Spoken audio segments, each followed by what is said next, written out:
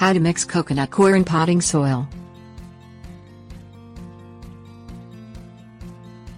A byproduct of processing coconut husks, coconut coir is an alternative to using peat moss as the organic component in hand-mixed potting soil. Coir can be easier to wet than peat moss and is used in the same ratios as peat moss in soil mix recipes. Coir is rich in potassium and contains micronutrients of iron, copper, zinc and manganese, so less fertilizer containing potassium can be mixed into the potting soil initially. It is not as acidic as peat, depending on the source, so the pH of a coir potting soil may need to be adjusted by other means if you grow plants that prefer acidic soil.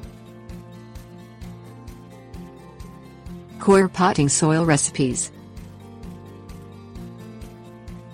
Coir is sold in dry blocks that must be soaked in water before use. Usually, you soak the blocks for around 15 minutes, during which time they will increase in volume up to 7 times their original size.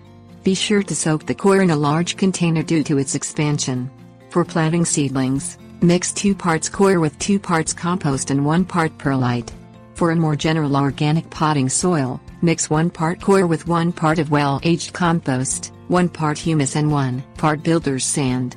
Leftover coir can be covered and stored for several years without losing its helpful properties.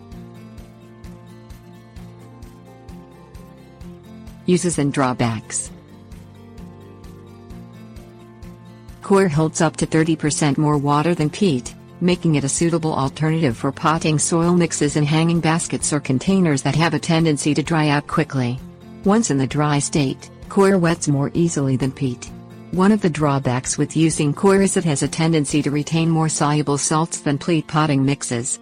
Containers with a coir-based soil may require flushing with fresh water more frequently due to retained salts than those using a peat-based mix.